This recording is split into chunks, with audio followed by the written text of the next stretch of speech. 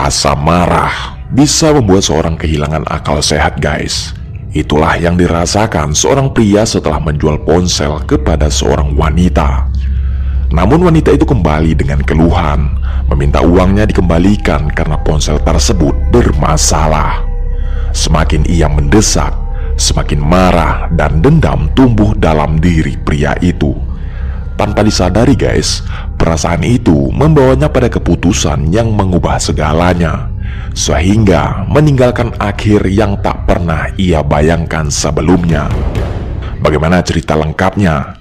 Simak di channel Jamur Story ini, di mana membahas kasus, tragedi, kisah nyata yang terjadi di seluruh dunia.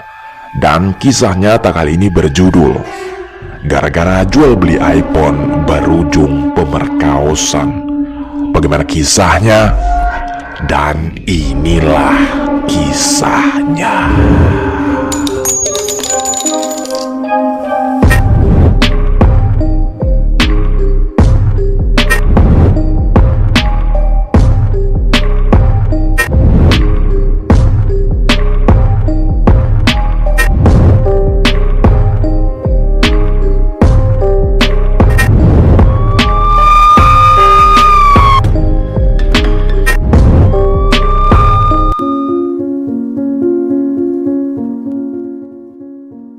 Kisah nyata kali ini terjadi pada tahun 2022 di Kalimantan Selatan.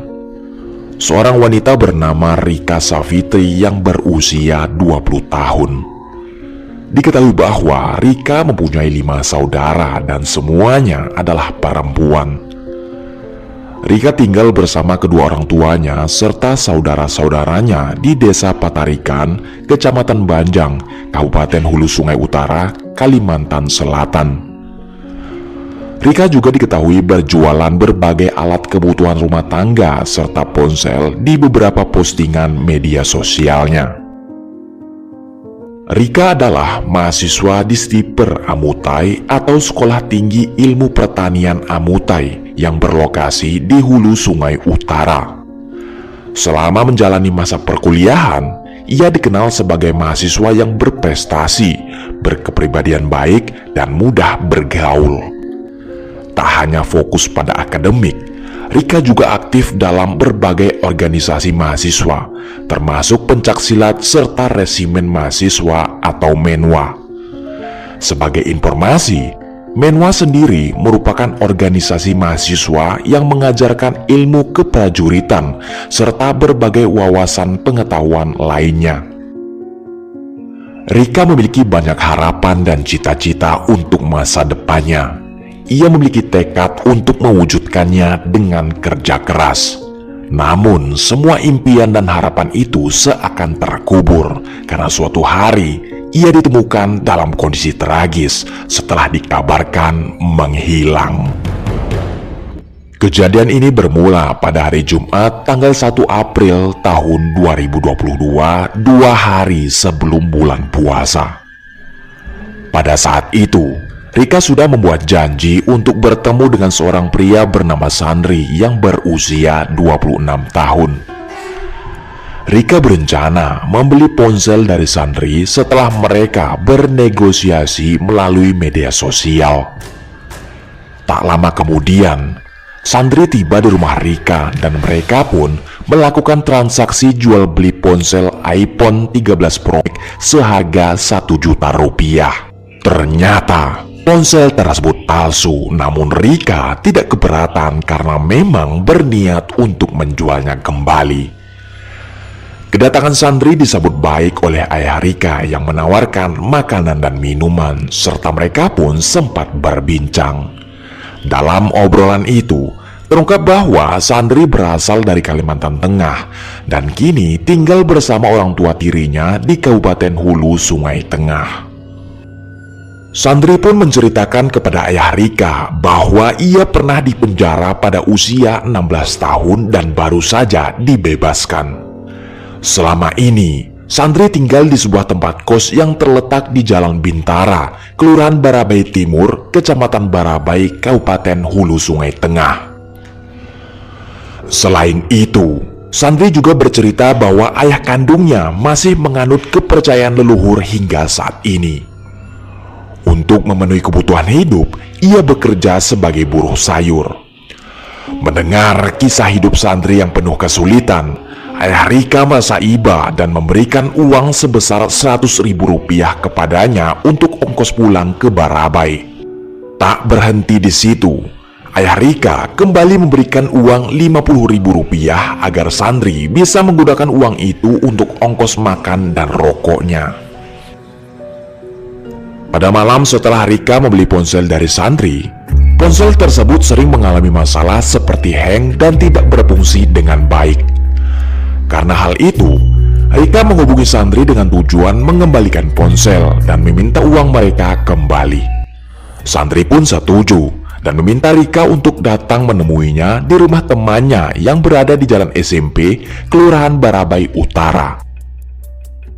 Keesokan harinya, pada hari Sabtu tanggal 2 April tahun 2022, sore hari, Rika berpamitan kepada orang tuanya untuk mengembalikan ponsel yang dibeli dari Sandri.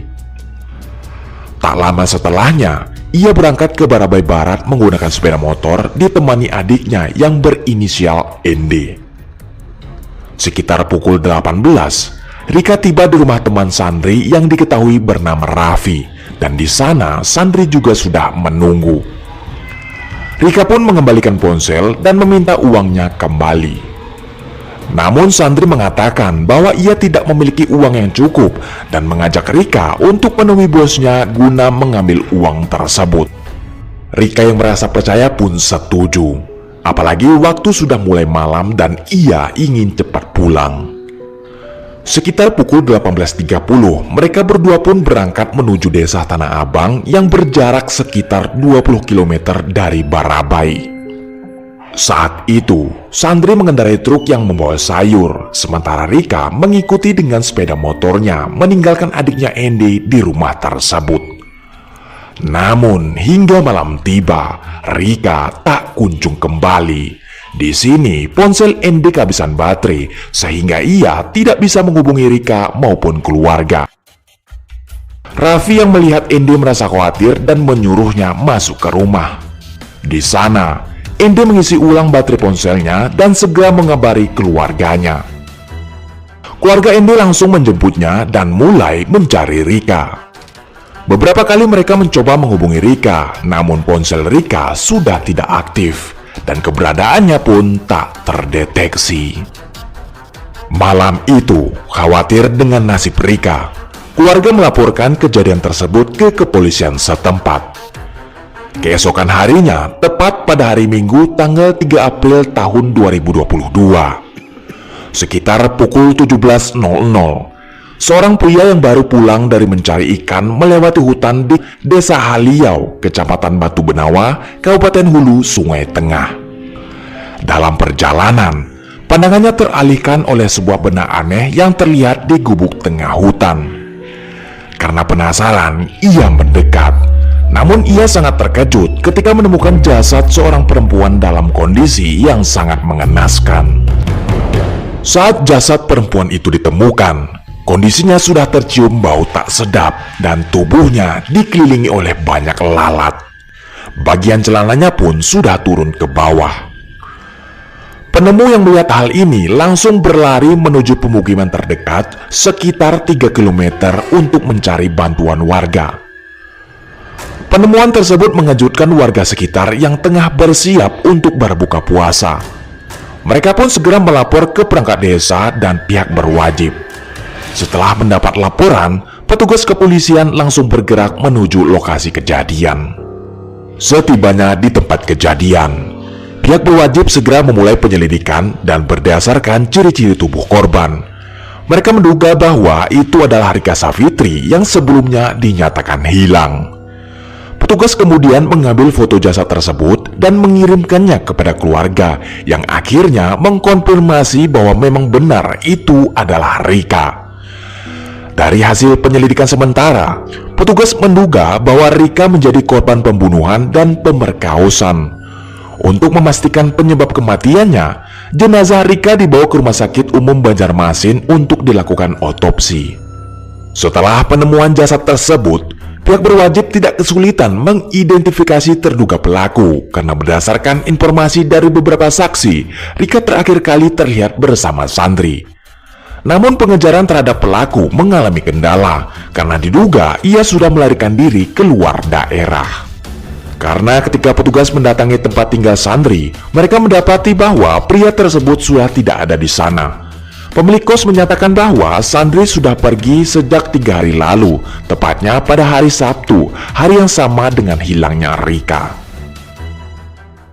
Beberapa hari setelah penyelidikan, akhirnya petunjuk baru muncul yang mengarah pada keberadaan pelaku.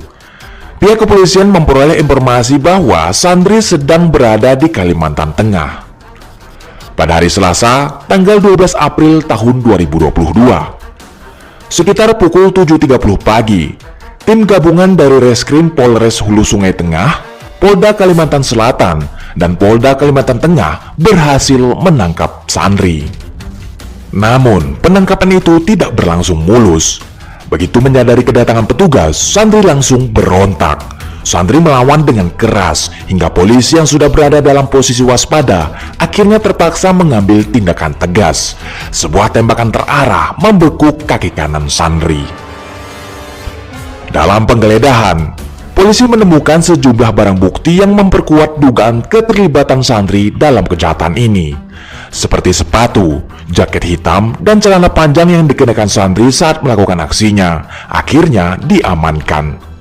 Tak hanya itu, sepeda motor milik Rika yang selama ini hilang ditemukan dengan nomor polisi yang sudah diubah oleh Sandri untuk mengelabui petugas. Dalam interogasi lebih lanjut, terungkap bahwa motif pelaku didorong oleh kebencian dan rasa sakit hati yang mendalam.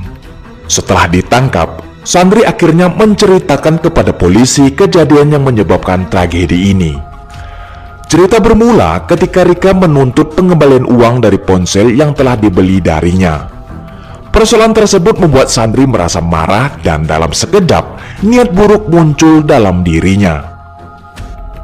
Ia berpura-pura mengajak Rika untuk menemui bosnya dengan tujuan mengambil uang, namun rencana itu hanya kamuflase belaka.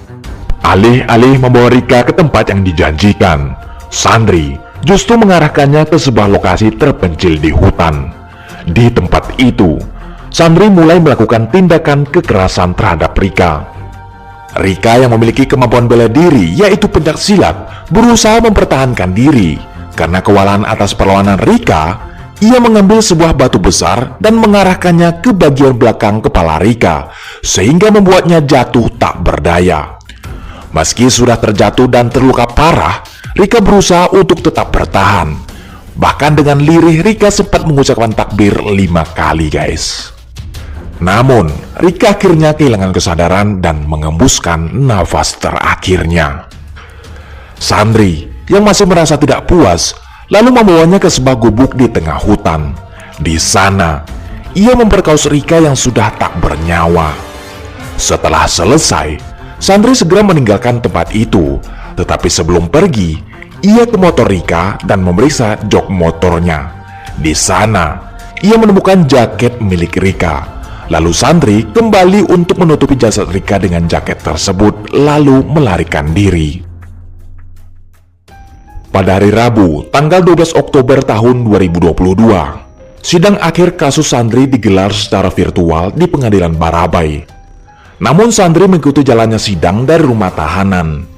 Dalam persidangan tersebut, majelis hakim akhirnya menjatuhkan vonis yang lebih berat daripada tuntutan jaksa. Sandri dijatuhi hukuman penjara seumur hidup, sebuah keputusan yang lebih tinggi dari tuntutan awal jaksa yang hanya meminta 20 tahun penjara. Para hakim memiliki pertimbangan yang mendalam, di mana mereka tidak hanya melihat perbuatan kejam yang dilakukan pelaku, tetapi juga riwayat hidupnya, kondisi korban, serta dampak sosial yang ditimbulkan. Perbuatan yang dilakukan Sandri dinilai sudah sangat tidak berkeprimanusiaan dan tidak layak untuk dimaafkan. Terlebih lagi, Sandri adalah seorang residivis yang sebelumnya pernah melakukan tindakan serupa kepada anak di bawah umur dan baru bebas pada tahun 2021. Kejadian tersebut juga berlangsung di lokasi yang sama dengan tempat kasus Rika terjadi sebagai ancaman bagi masyarakat. Dengan keputusan ini, para hakim menunjukkan bahwa tindak kekerasan seperti yang dilakukan Sandri tidak bisa dibiarkan begitu saja. Kasus ini menjadi pengingat bagi semua bahwa keadilan harus ditegakkan, terlebih bagi mereka yang telah merenggut nyawa dengan cara yang sangat kejam. Oke guys, cukup sekian video yang saya bawakan. Sampai ketemu lagi di video-video selanjutnya. Salam waspada guys.